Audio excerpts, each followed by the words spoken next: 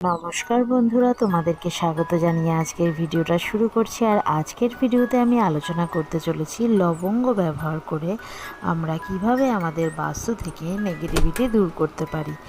যাদের বাড়িতে প্রায় ঝগড়া ঝামেলা লেগে থাকে বা খুব ছোটোখাটো কারণে স্বামী স্ত্রীর মধ্যে ঝামেলা লেগে থাকে, তারা কিন্তু এই উপায়টি করতে পারো।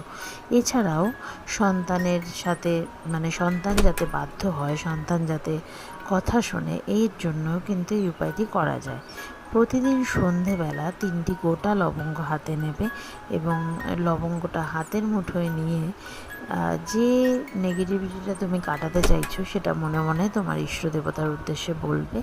তারপর সেই লবঙ্গ 3টিকে তোমার বাড়ির যে দক্ষিণ পশ্চিম কর্নার রয়েছে সেখানে নিয়ে যে কোনো একটা মাটির প্রদীপ হোক বা মাটির কোনো পাত্র হোক তার উপরে রেখে জ্বালিয়ে দেবে এক টুকরো কর্পূর সহযোগে।